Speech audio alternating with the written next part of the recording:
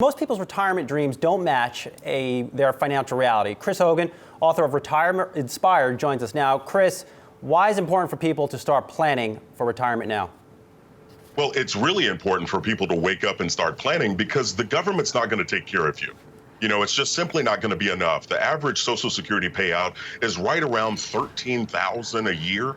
And if you look at this isn't going to be enough for people to take care of themselves. That's far below the poverty line. So I wrote the book, Retire Inspired, to kind of give America a wake-up call to start to understand that, retirement is an opportunity.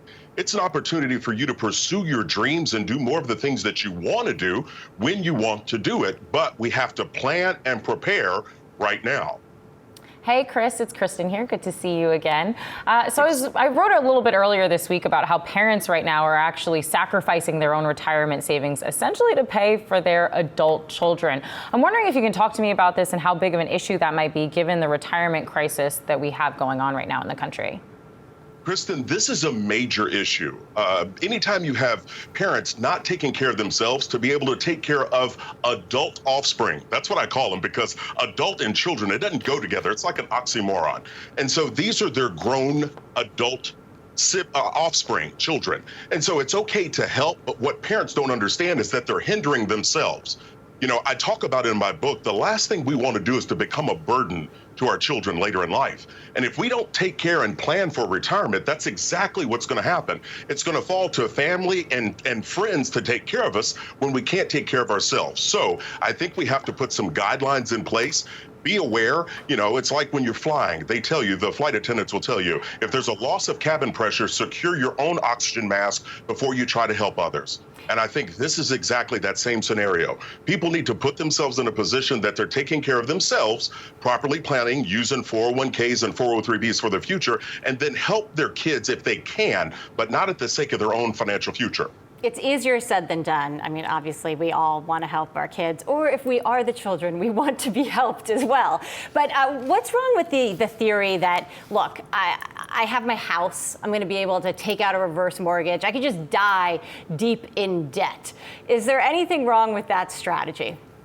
Well, you know what? It's not as hard as people think it is. The best thing you could do for your young people is to teach them about money early. Teach them the tenets of budgeting and getting out of debt and saving and investing. This is knowledge we can pass on, and it's helpful, useful knowledge. And so making those decisions and having that approach is a good thing. Now, you bring up debt. Debt is the number one enemy to our financial futures. It requires a payment and it charges us interest. And so debt's not something that you want to bring into your life.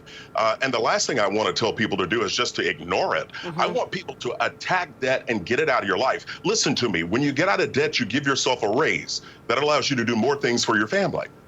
Hey, Chris, I have one for you. Convince me why I shouldn't cash out of my 401k and go all in on Slack on that first day of trading. Why not just swing for the home run? Don't you dare do that.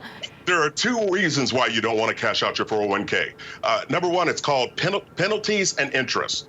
Those two things will absolutely cripple you. For example, if you had $80,000 and you were going to pull it out and you're in your 40s or 30s, you're going to pay almost up to 50% in penalties and fees.